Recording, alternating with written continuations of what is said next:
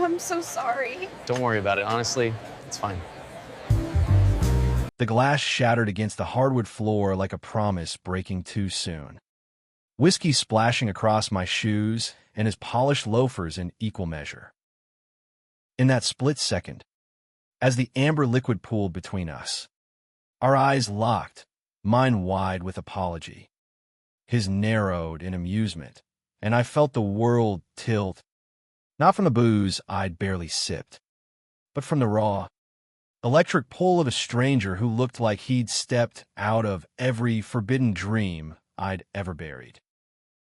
"Well," he said, his voice a low rumble that cut through the bar's hum like thunder on a clear night. "If that's your way of breaking the ice, you got my full attention." I stammered something incoherent, heat flooding my cheeks as I dropped to one knee to grab napkins from the bar rail, my heart pounding harder than the bass from the jukebox in the corner. The place was a dive in the heart of Manhattan's East Village. All exposed brick and flickering neon signs that promised escape from the grind of 9-to-5 drudgery. I'd come here after another soul-crushing day at Harper and Klein Advertising, where deadlines loomed like storm clouds and my boss's passive-aggressive emails were the lightning strikes. At 26, I was Alex Rivera, mid-level marketing assistant, scraping by in a city that chewed up dreamers and spat out husks. But tonight, with the weight of unpaid rent and a family back in Ohio who still whispered prayers for me to find a nice girl, I needed this liquid courage to drown the loneliness that clung like fog. He crouched down beside me, his presence a wall of warmth and subtle cologne that smelled like cedar and possibility.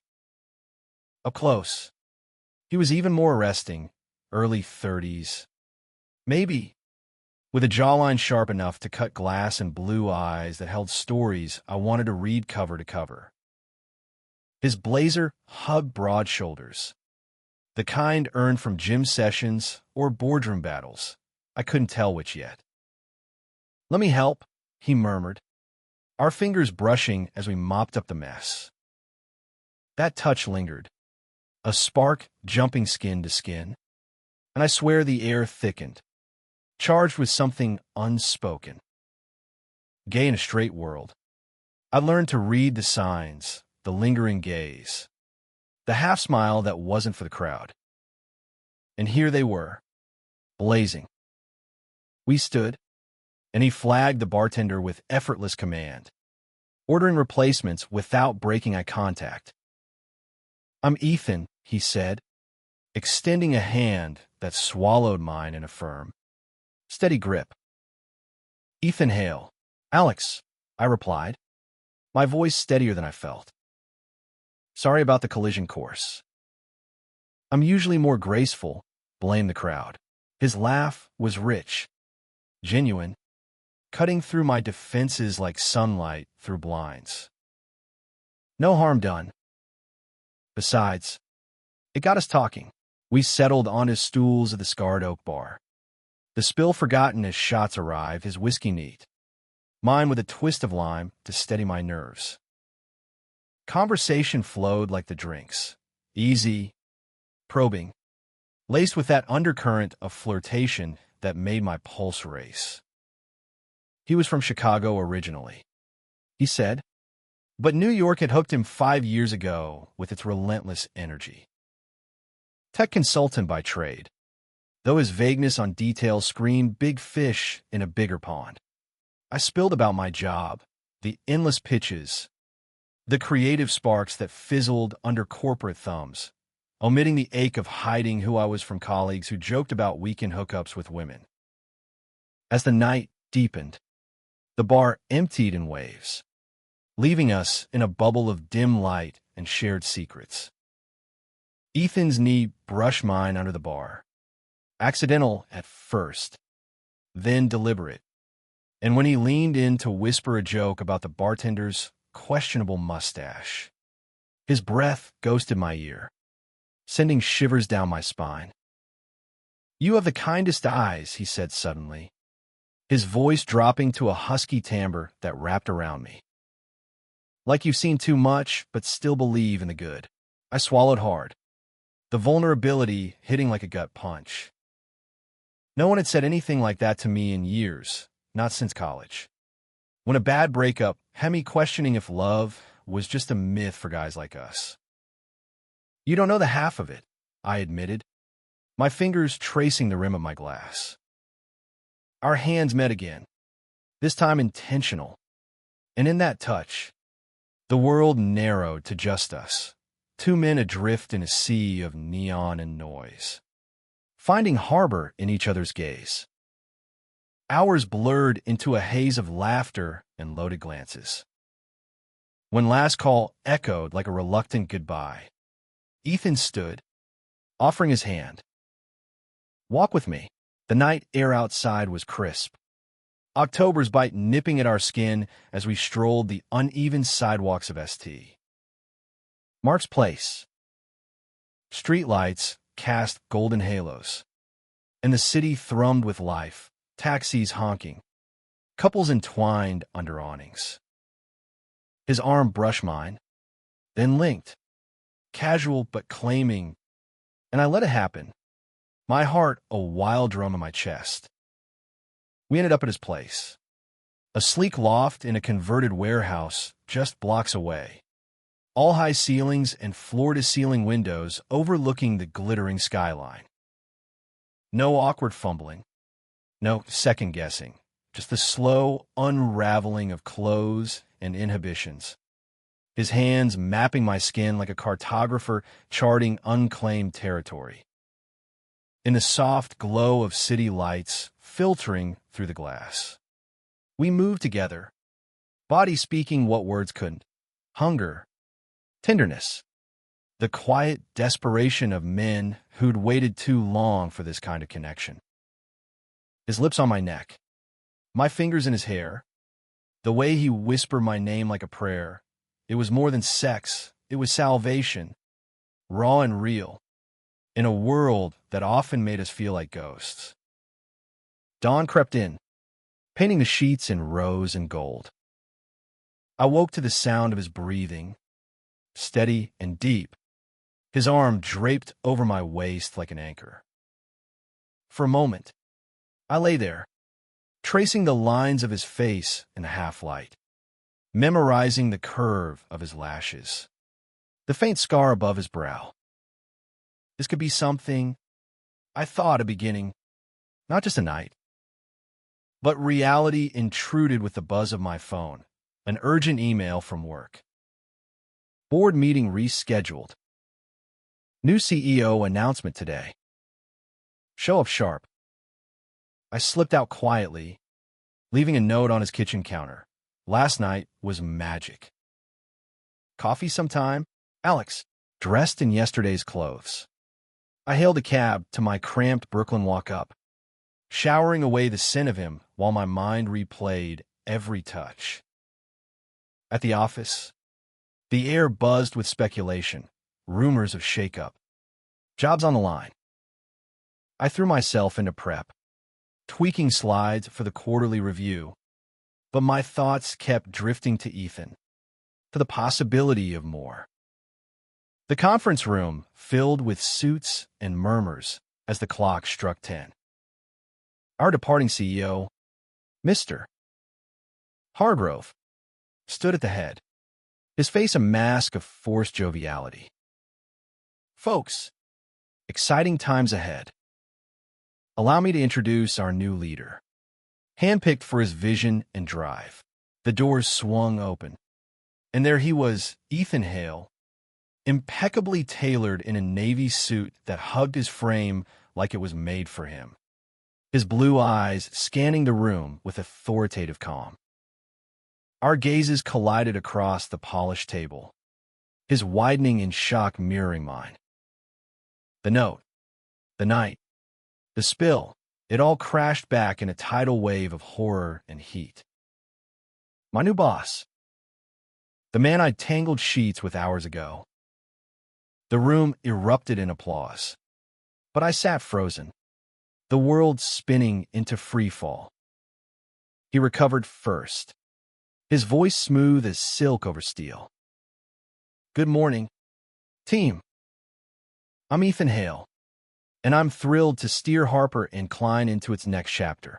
Applause swelled again, but his eyes flicked to me, a storm brewing behind the professional facade, desire, confusion, a flicker of fear.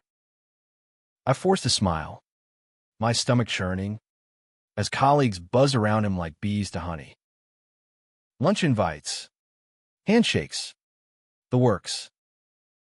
And me, I was the fly in the ointment, the secret he couldn't acknowledge, the complication that could unravel everything.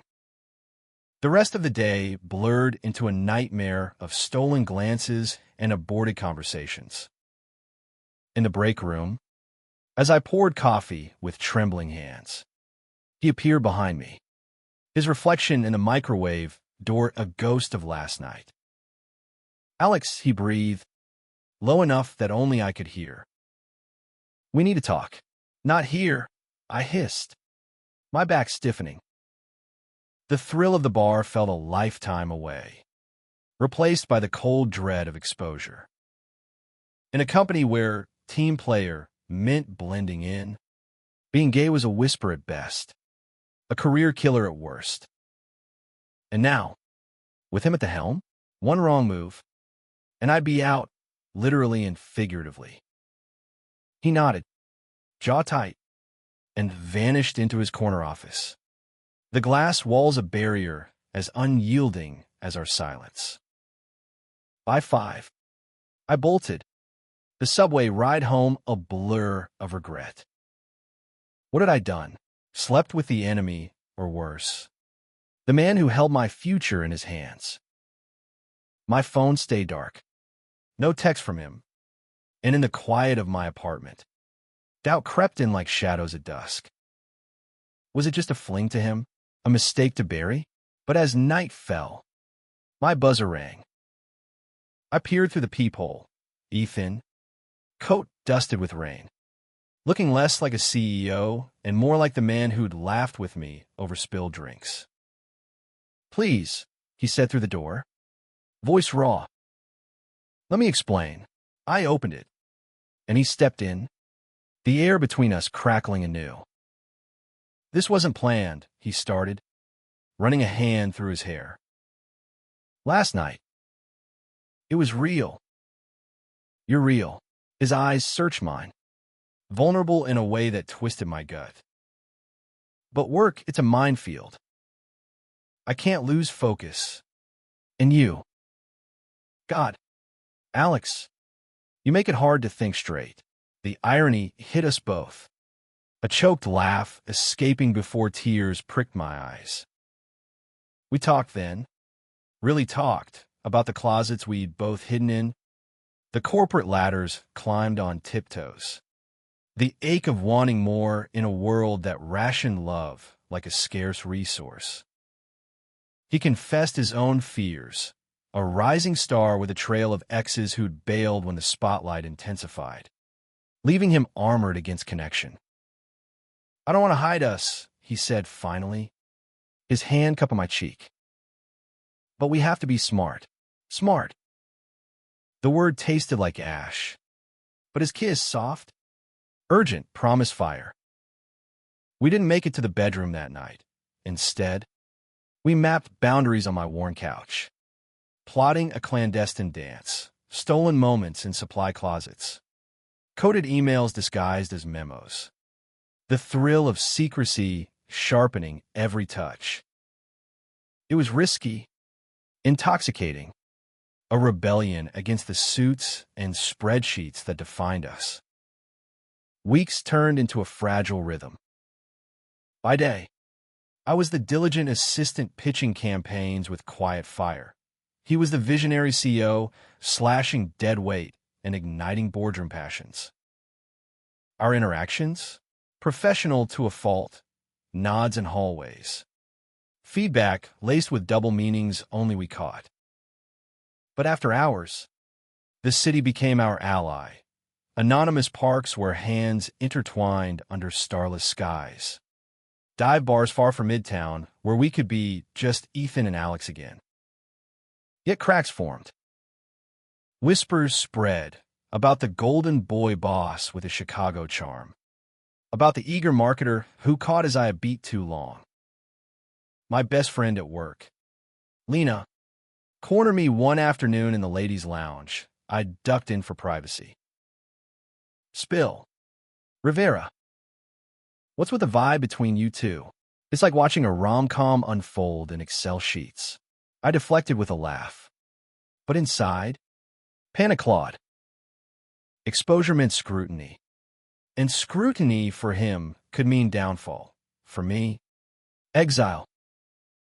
Still, the pull was magnetic. One rainy Tuesday, after a grueling pitch where his praise lingered on my ideas like a caress, he texted, "My office." Now, heart hammering, I complied, locking the door behind me. The room smelled of him, ink and ambition, and when he pulled me close, the world outside dissolved. "I can't stop thinking about you," he growled against my lips, his hands urgent, mapping the lines of my shirt like forbidden territory. We were fire then, quick and consuming, the desk a witness to our defiance. But passion breeds peril. The first blow landed at the company retreat, a forced bonding ritual in the Hamptons. Bungalows by the sea, trust falls, and too much wine.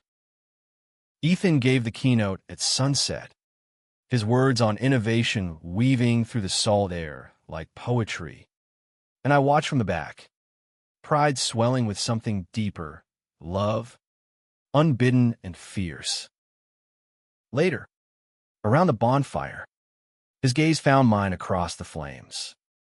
A silent vow. But Jake from sales, ever the opportunist, sidled up with a beer in hand. "You and the boss got that spark." "Huh, careful, kid." He chews him up. I brushed it off, but the seed of doubt took root. That night, in my assigned room, Ethan slipped in after midnight, the door clicking like a confession. We made love with the ocean roaring approval, his body a shelter against the storm. "You're mine," he whispered in the dark, and I believed him. Even his fear whispered back. Back in the city, the pressure mounted.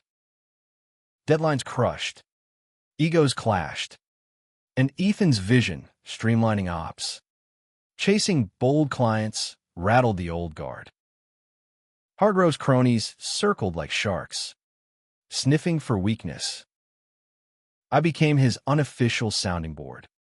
Late nights poring over strategies in his office, our fingers brushing over blueprints.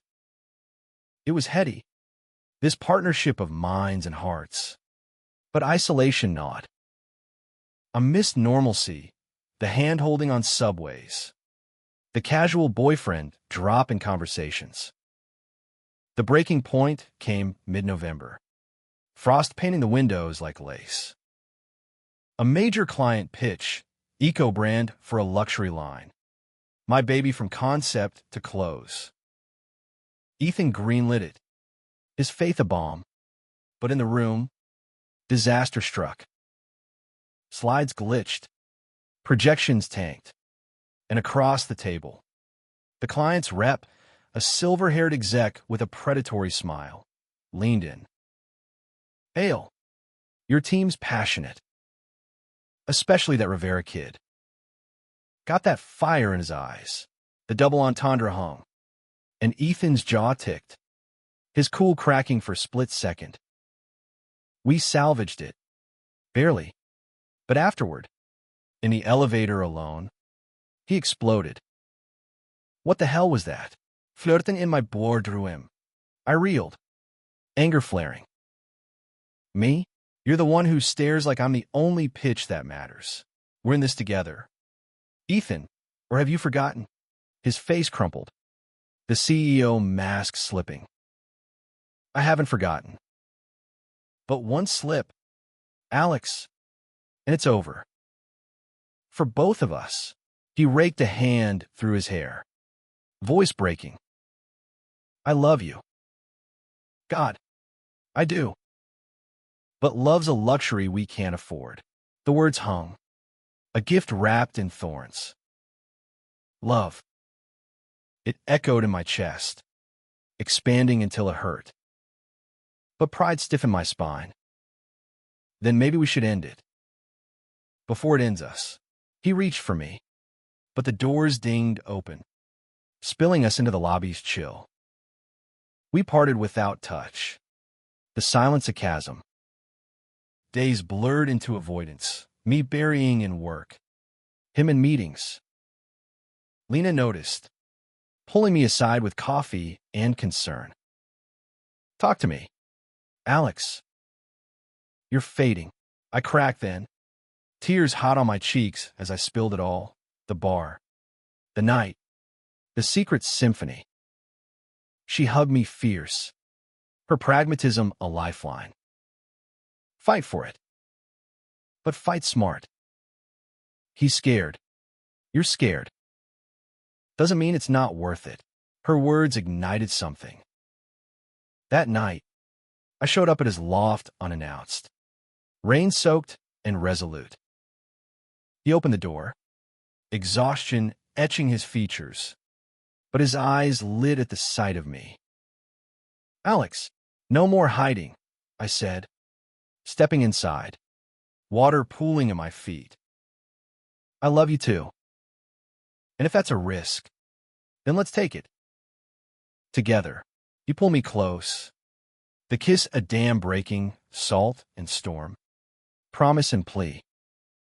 We talked till dawn, charting a new course, discretion at work, but honesty everywhere else. No more shadows, just us, stepping into light. The climax unfolded 2 weeks later. A holiday gala at the plaza, black ties, champagne flutes, the elite of Adland swirling in crystal splendor.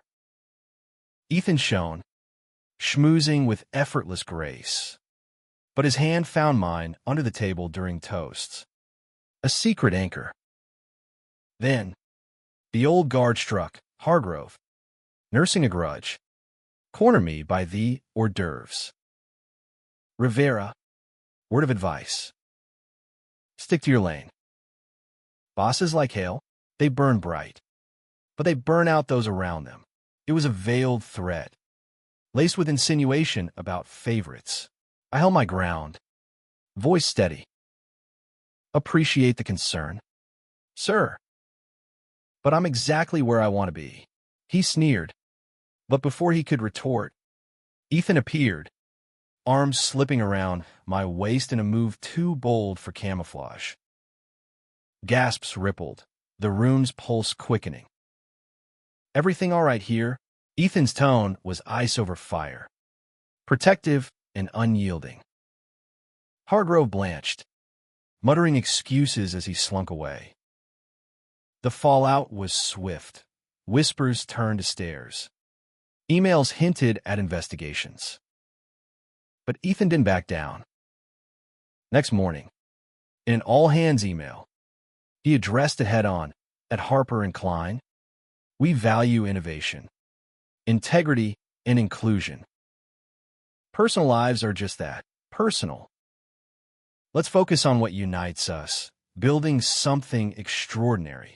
The response was a wave, support from allies like Lena, quiet nods from skeptics. Jake even clapped me on the back later. Ball's a move. Man. Respect. It wasn't utopia. Biases lingered like smoke. But it was progress. A crack in the armor letting light in. Christmas Eve found us on his balcony. Snow dusting the city like powdered sugar. Wrapped in his coat, I leaned into him. The skyline a canvas of twinkling defiance. To new beginnings, he toasted with mugs of spiked cocoa. To us, I countered, our lips meeting in the cold, warm with certainty. In that moment, I saw it, the humanistic core we'd both chased, love not as rebellion, but as revolution. Two men, flawed and fierce, rewriting the rules not for glory, but for grace. The grind would persist, the world its judgmental self. But here, in each other's arms, It's all right. we were whole, A happy accident, undeniable, perhaps. eternal.